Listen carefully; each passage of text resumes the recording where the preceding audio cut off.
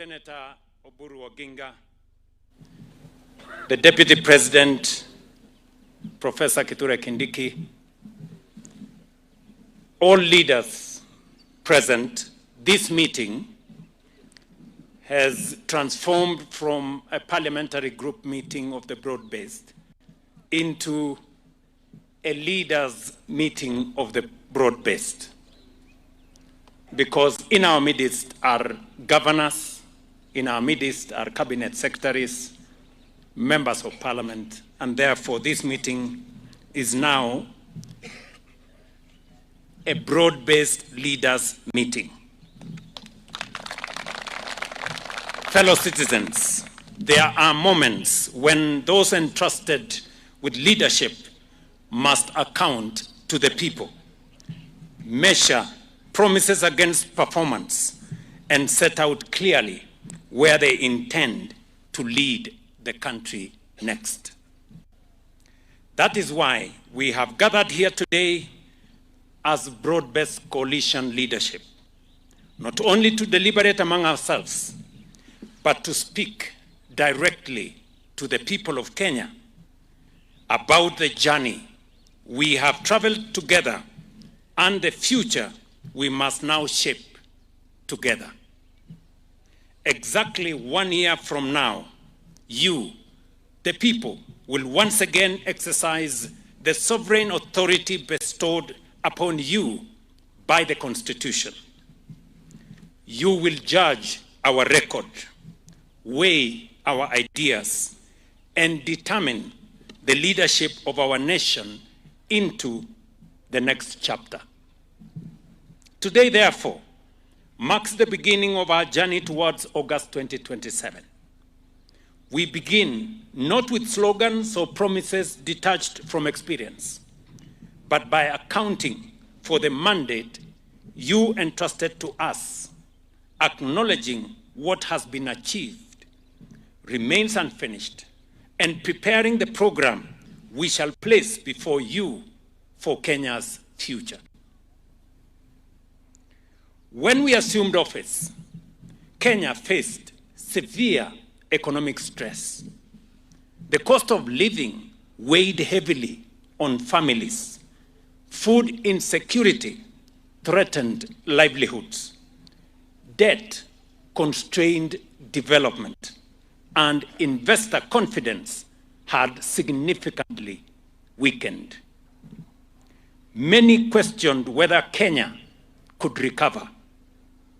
Yet, Kenya's strength has never been measured by the magnitude of its difficulties, but by the determination of its people.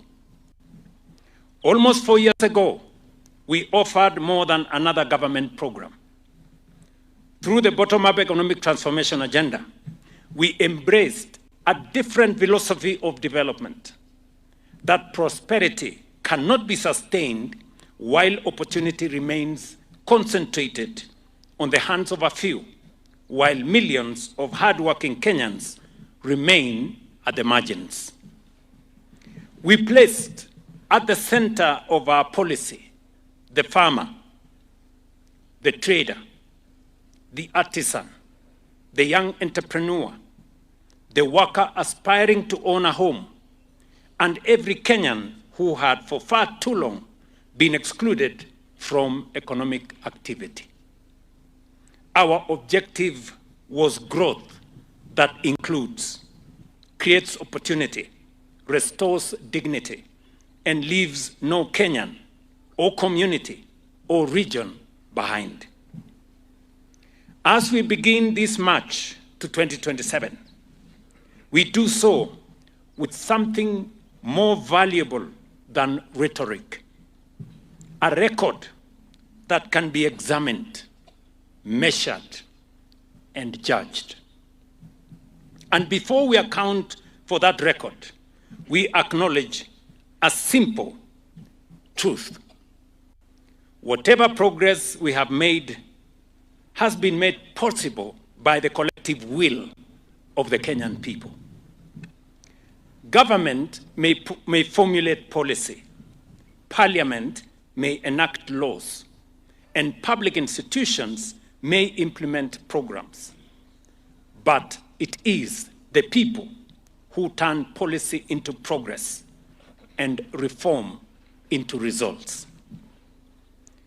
Millions of you, the people of Kenya, registered with Social Health Authority and contribute to the new health insurance system. Millions of hard-working Kenyans contribute to affordable housing. Our farmers embraced agricultural reforms. Our parents continue to invest in their children. And our entrepreneurs, traders, and innovators continue creating jobs and growing businesses. These achievements were not delivered by government to you. They were built by government together with you. They are your achievements as much as they are ours. To the members of Parliament and senators gathered here today, these achievements also bear your imprint. You enacted the laws, appropriated the resources, and advanced reforms that demanded courage and at times political sacrifice. They equally bear the contribution of our cabinet, our governors, public servants, and every public officer who translated policy into results. We governed with a plan.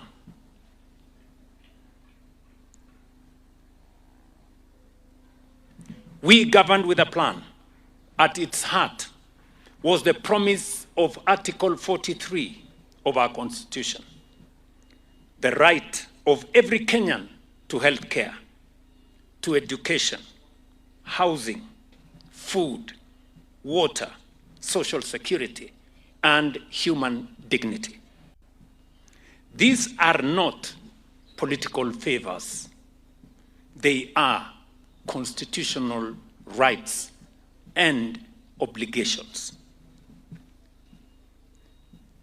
Let me mention a few areas that today we can say with solid evidence that transformation has happened. On economic stabilization and growth,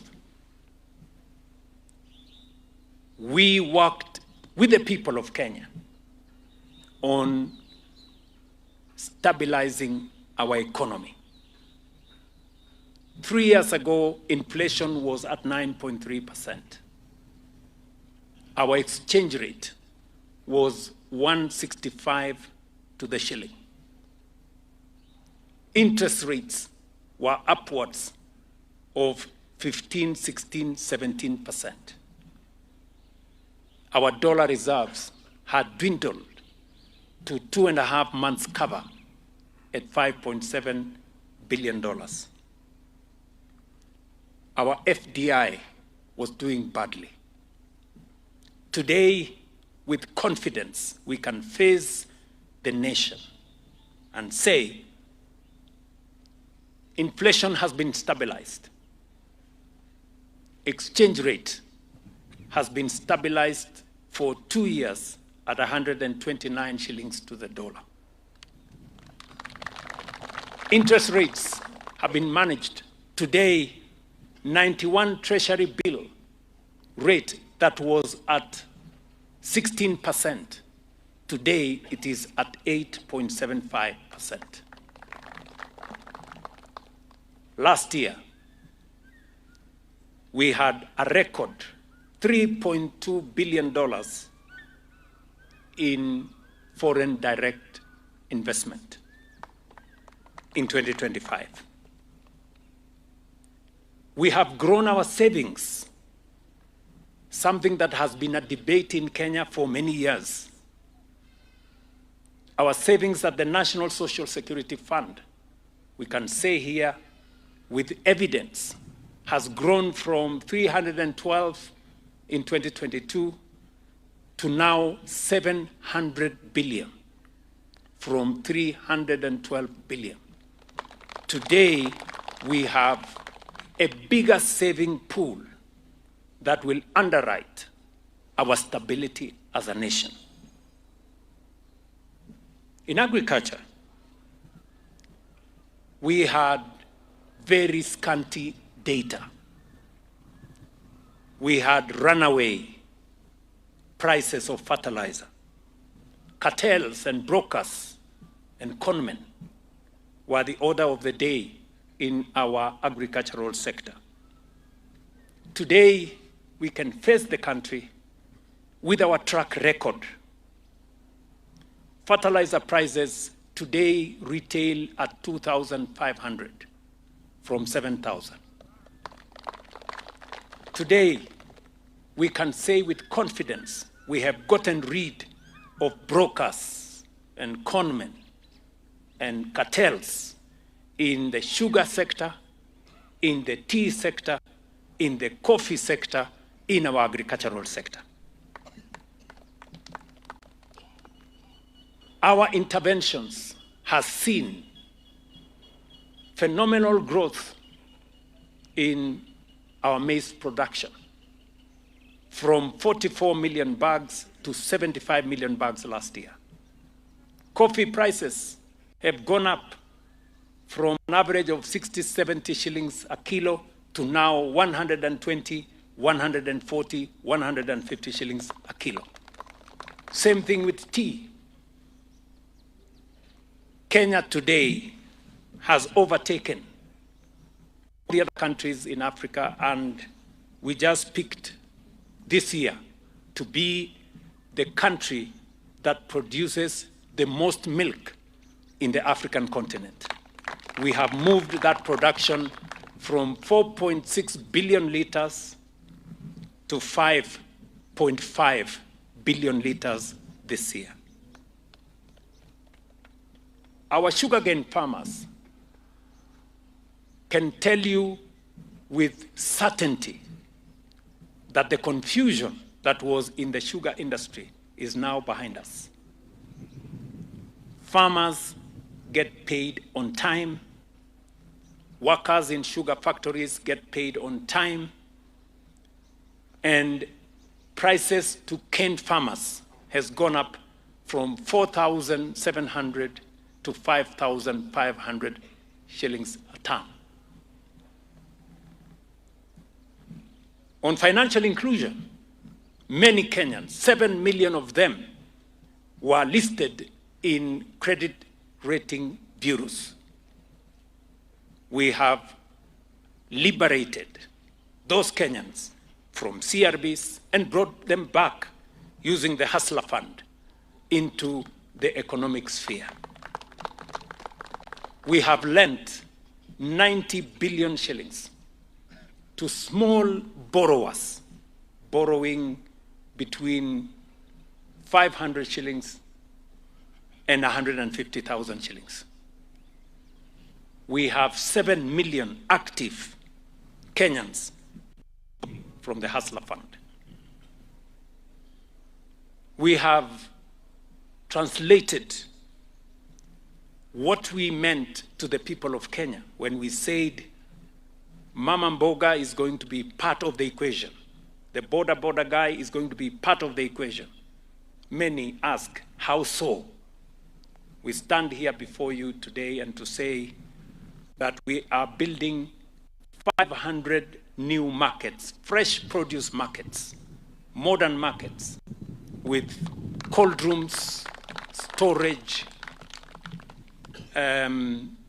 trading spaces, water, electricity, sanitation, and with a lot of confidence, our traders will be moving into these markets as we have already started the completion of many of them. Today, Mama Mboga and Border Guy can access SHA, a product that was way beyond them. They too can participate because today SHA has the opportunity to include every Kenyan. Today, the boda guy and the mama mboga lady can also afford a decent, affordable social house in Kenya. Some of them already are occupants of our social housing in some of the developments that are now complete. 123,000 young Kenyans have received a boost of 50,000, each one of them, to promote their businesses using the Nyota program. Universal health, spoken about by Article 43 of the Constitution of Kenya, today is a reality to 32 million Kenyans that we have registered. And it's not just the number of Kenyans we have registered. It is what the number of citizens that have been treated. 8.7 million citizens in Kenya have been treated and paid for by SHA. We have paid 178 billion Kenya shillings to facilities, health facilities, dispensaries, health centers, level 4 hospitals, level 5 hospitals, all the way to referral hospitals. A number that would have only been paid by NHIF in 6 years, that amount we have paid in 1.5 years. Telling you the level of success. Together with the county governments, we have overseen this whole transformation. 107,000 community health promoters today are on stipend. 110,000 village elders today are on stipend. Basically moving everybody from the bottom and cascading them upwards. On education, we can face the people of Kenya and tell them, 4 years ago, we had a crisis in the education sector. We had a shortage of teachers, a shortage of classrooms, a problematic CBC, and a funding model that crippled all our universities. Today, with confidence, the people of Kenya know, with evidence, that we have hired 100,000 teachers, 24,000 are going to be hired later this year. We have built 23,000 classrooms together with our members of parliament and other partners. TVET enrollment has doubled. Let me repeat that. TVET students' enrollment has doubled. And again, I can speak here with confidence and evidence that our new funding model is changing what they experience in our universities. And we have now forwarded to Parliament the Tertiary Education Placement and Funding Authority Bill that will consolidate our higher education funding and make sure that every Kenyan child placed at TVET or at the university has funding to see them through their education, and that no Kenyan child going forward, once we pass this legislation and we have organized it well, some people, some media houses are telling us, where are you going to find the money? And I want to tell them what President Mwai Kibaki said. when people said there was no money to provide free primary education, President Mwai Kibaki told them, if you think education is expensive, try ignorance. We are telling the people of Kenya it is possible for us to fund our students going for higher learning, because in any case, we need their professionalism, their talent, their knowledge to drive Kenya to the first world. We promised the people of Kenya that we were going to have a digital government. Today, of the 320 government services that were digitized, we are all the way to 25,000 government services on e-citizen. 30,000 kilometers of fiber optic has been laid across Kenya. ICT hubs, Jitume centers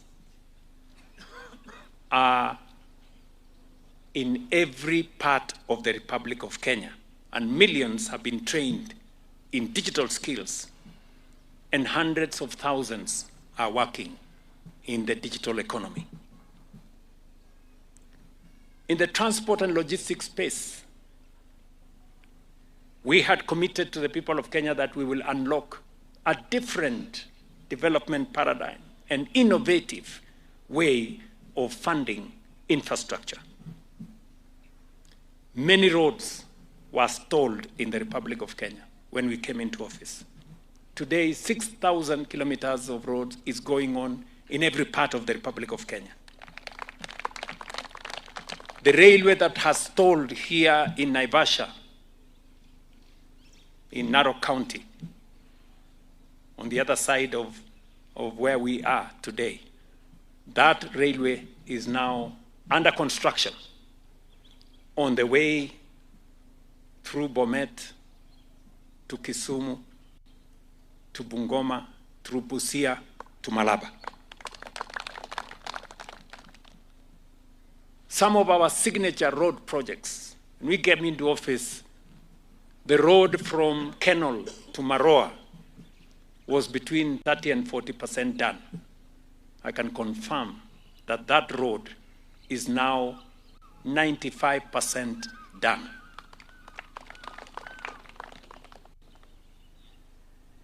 We are also doing the road from Isiolo all the way to Mandera, 750 kilometers, to open up northern Kenya, a place that for many years felt they were marginalized. And for those of you who will use our roads back to Nairobi, or those who use them coming here, you must have noticed that the Rironi Mau Summit Road is under construction. And so are many other roads in the Republic of Kenya. And as if that is not enough, we have now set our eyes on building another 28,000 kilometers of tarmac in Kenya. And that is the reason why we enacted the National Infrastructure Fund to provide resources in an innovative way to mobilize domestic and foreign resources to underwrite our infrastructure development as a nation. For the record, National Infrastructure Fund has already begun work with the construction of the airport in Jomo Kenyatta.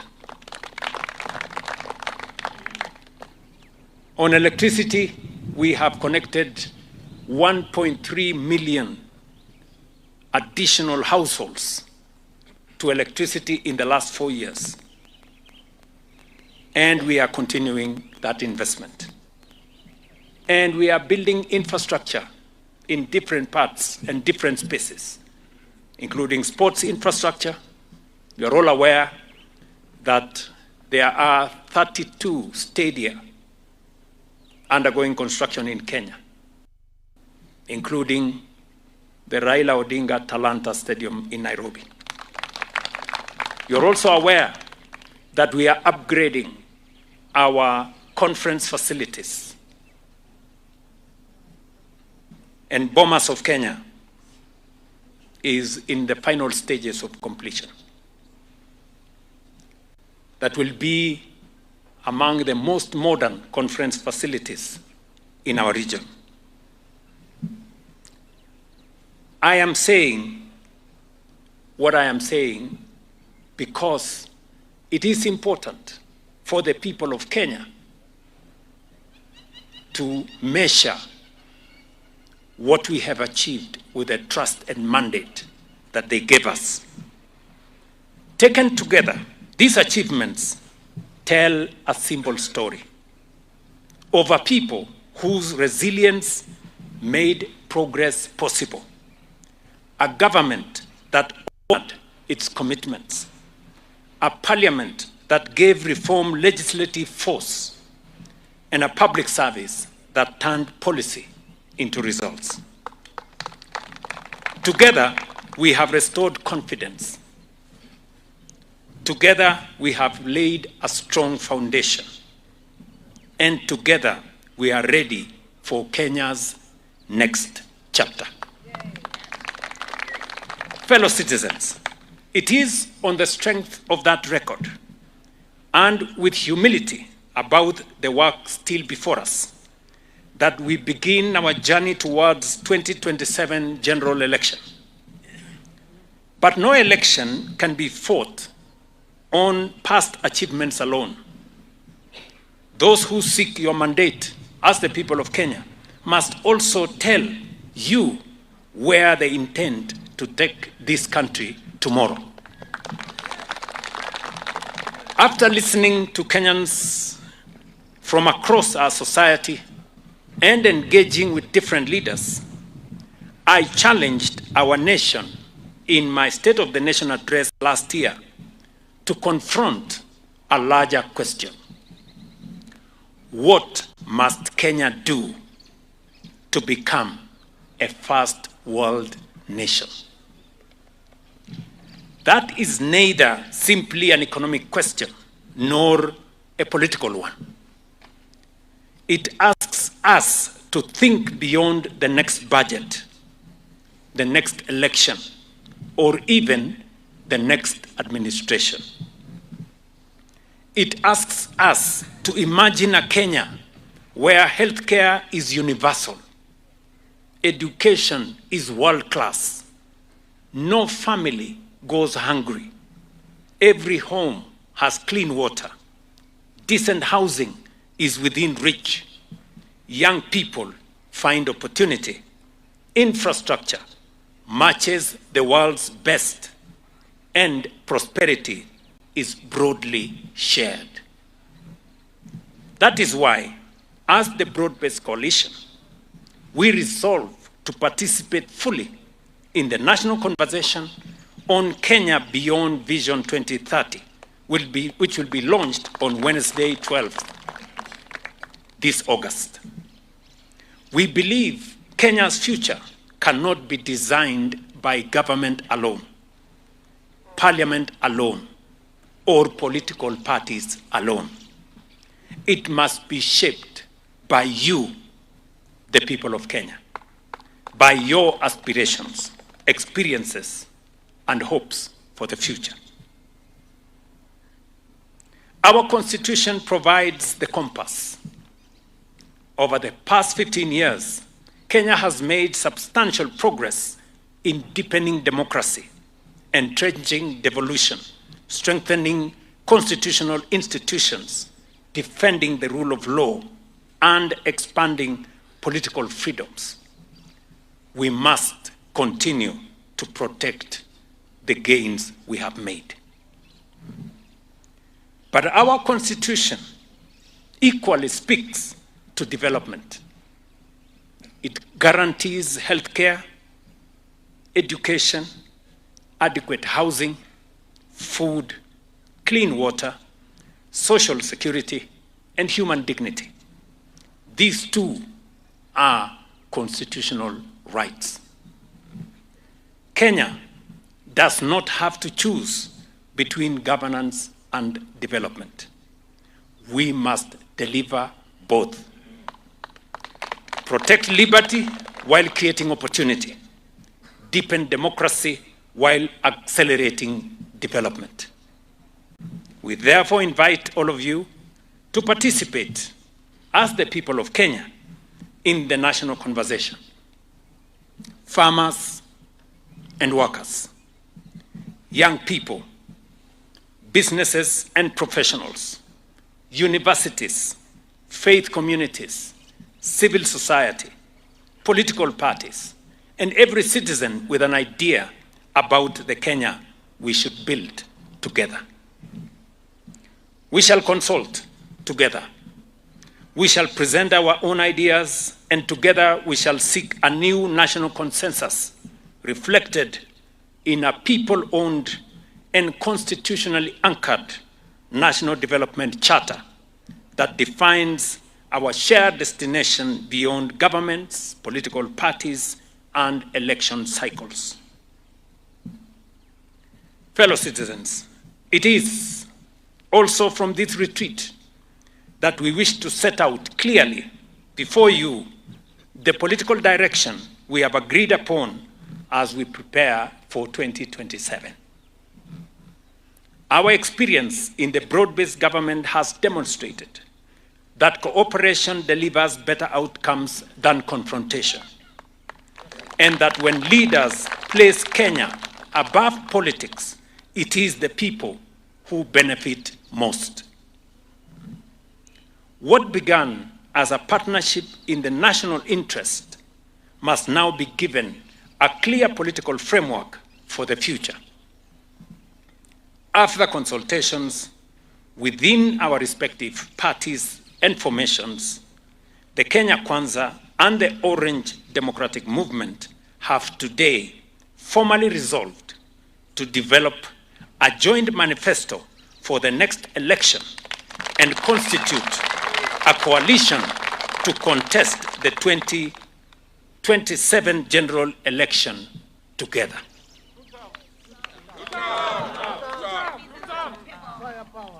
This formalizes the political partnership we have built and gives it a clear mandate to consolidate the progress we have made, carry the reforms underway to completion, and present to the people of Kenya a common program for the next phase of our national transformation. These decisions mark an important new chapter in our partnership.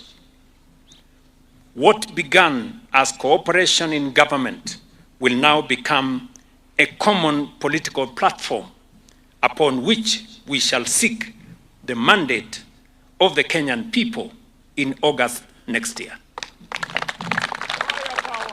Accordingly, we have agreed to establish a joint team comprising 5 members from each party to develop a common manifesto that we shall ultimately place before the Kenyan people in the 2027 general election.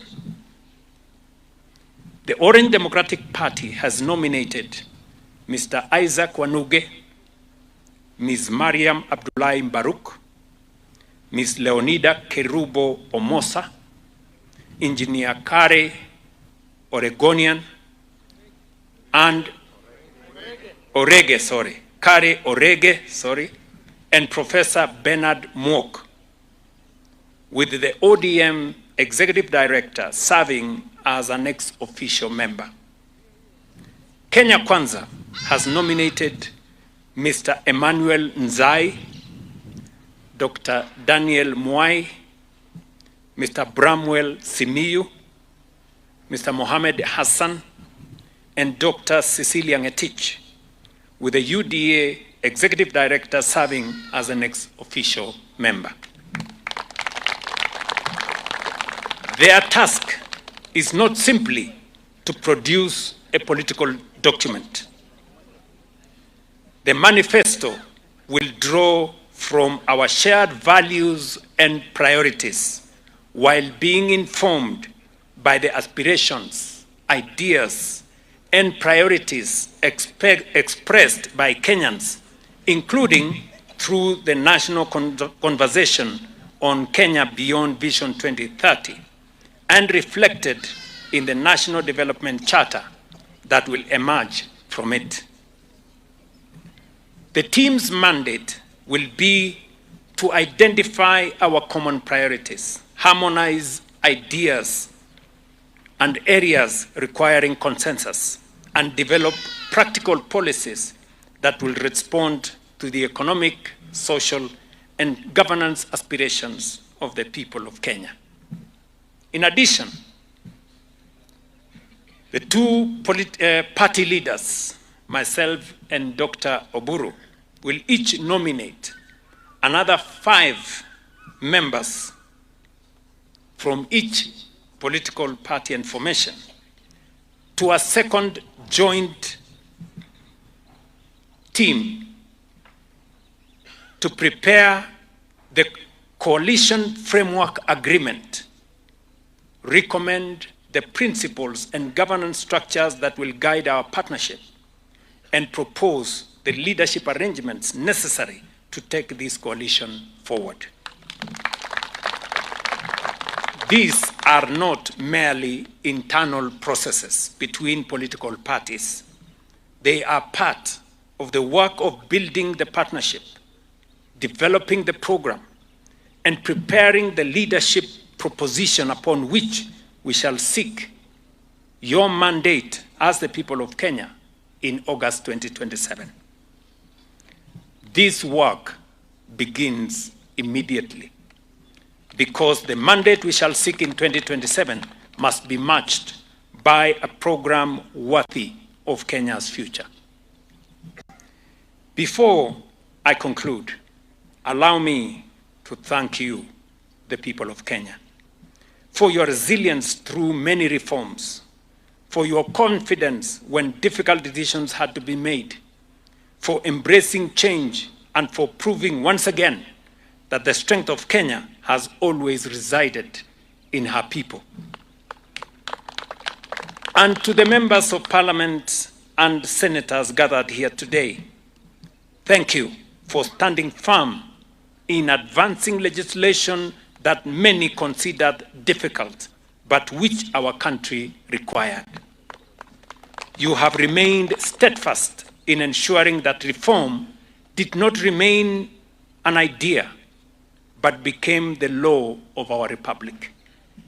History will remember the 13th Parliament as one that chose courage over convenience. Fellow citizens, 1 year from today, you will once again make your choice. When that day comes, we shall come before you with humility, not claiming perfection, not pretending that every challenge has been overcome, but confident that we have honored the trust you placed on us. 4 years ago, we asked you to trust our plan. Today, we return not merely with promises, but with proof of what has been achieved. We asked you to believe that Kenya could recover. Today, recovery is no longer the question. The question now is how far Kenya can go, and who has the vision, the experience, and the resolve to take our nation there. Ultimately, that choice belongs where our Constitution has always placed it, with you, the people of Kenya. Before I conclude my remarks, let me ask my elder brother, the party leader of ODM,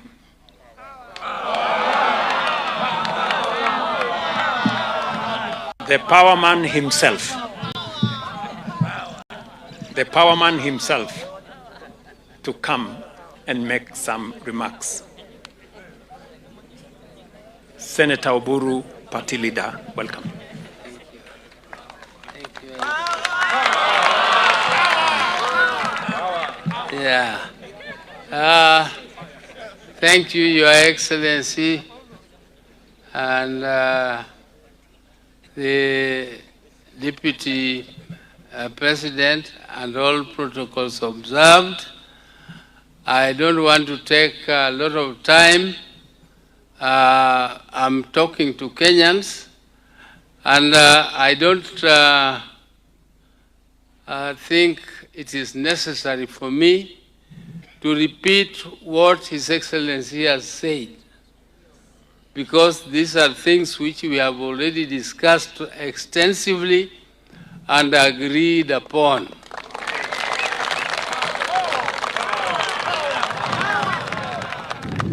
And therefore, I don't want to speak more. But our party, ODM, is not a weak party. We came to this coalition not because we are unable to fill a presidential candidate, not because we are not prepared up to grassroots. We are the largest party. Up to grassroots, we go up to polling stations. And we joined the government because we did not want our country to be taken over through demonstrations, the government to be changed through demonstrations. We want our country, the government of Kenya, to be changed through a democratic process, through the ballot box. It must be changed by Kenyans and all Kenyans through the ballot. And therefore we came in to stabilize the government. And at that time, my late brother was still the party leader of ODM, Raila Amolo Odinga. It is very, very unfortunate that we lost him at a time when we had just started this broad-based arrangement where we came in consciously. We were not forced by anybody to stabilize the government. And when we came in, we have been working. And there are policies of ODM which were coinciding with the policies of ODA and Kenya Kwanza. Some of them include housing. Some of them include universal health. And so on and so on. And I want therefore to tell you that since we came, those Kenyans who see and have ears to hear have noticed that ODM has made a difference in the governance of the country. And President Ruto has also welcomed ODM with two hands because he knows that ODM not only brings numbers, but it brings quality.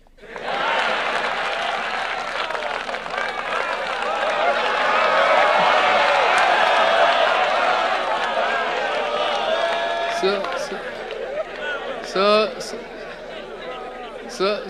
I want to say that as we move on forward, those who thought that ODM was going to be swallowed, I tell them, oh, ODM is not going to be swallowed.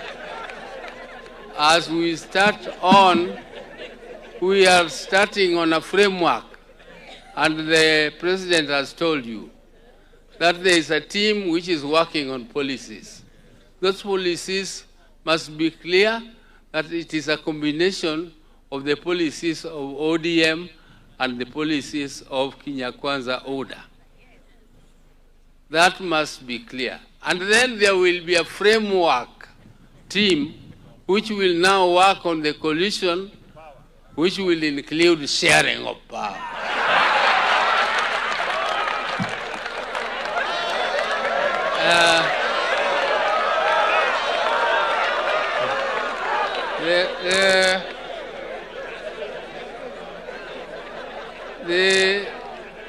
The progress so far made is enough to tell our opponents that we are damn serious about this. We are not joking. We are going to win the next election by a landslide.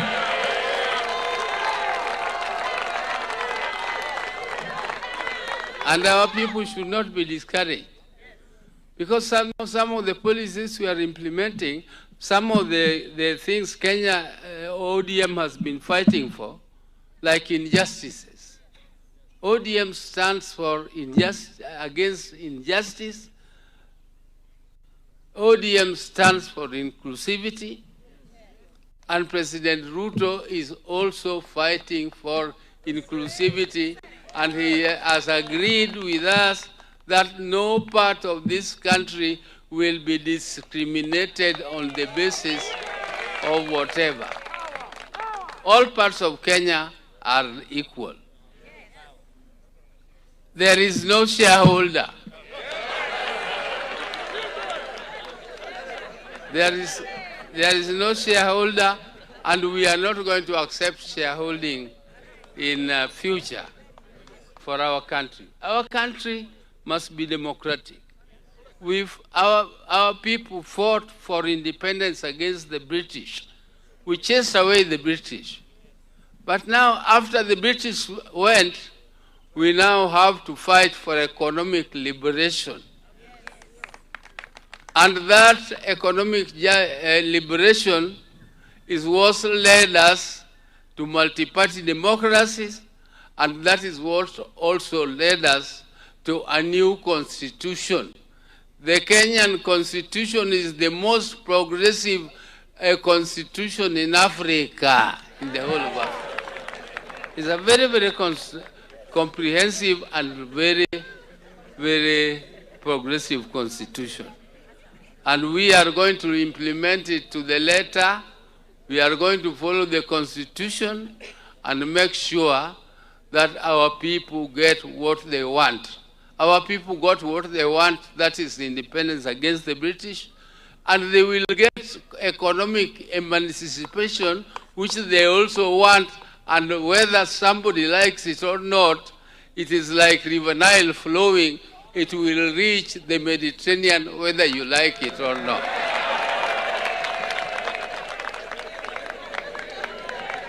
So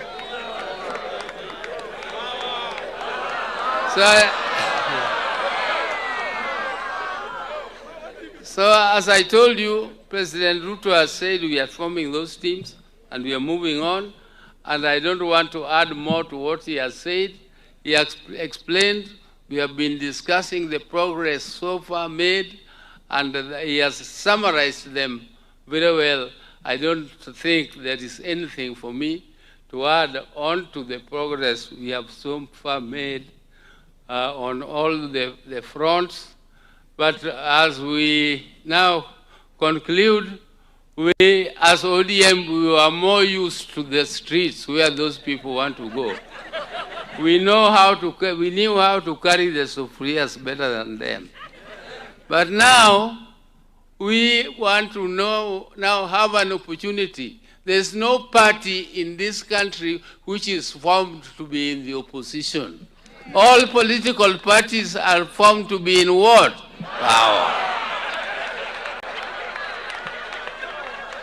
And therefore, our party, ODM, is fighting and is not going to move out. I don't understand the logic of my governor in Siaya, who says he is in a broad-based government, he is in government, and he is going out of government so that he comes back to government. I don't understand. Thank you very much, Your Excellency. Your Excellency, I'm requesting we remain seated, please. Please, let's maintain our sitting positions, kindly. Okay. That is the power man himself. So, thank you very much, ladies and gentlemen. I guess we are going to break for a few minutes, and then we will have dinner at 7. We have arranged to have dinner at 7 so that we can continue the conversation at the dinner tables. Thank you very much, and we wish everybody the very best.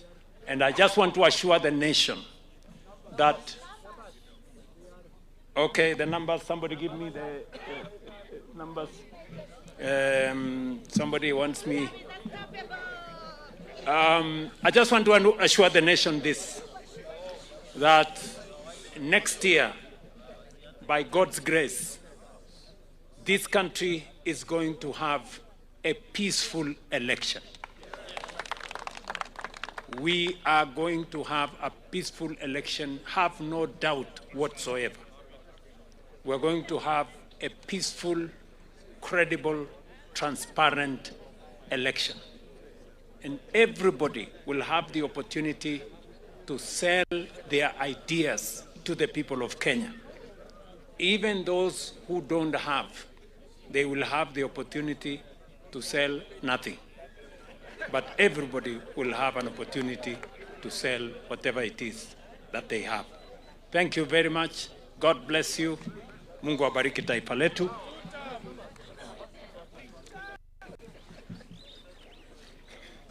We have in our midst 312 members of the National Assembly. We have in our midst 48 senators. We have in our midst 23 governors. And we have in our midst 24 deputy governors. This is a total of 392 leaders in the broad-based coalition. Asante sana. Na sisi wote tunasema?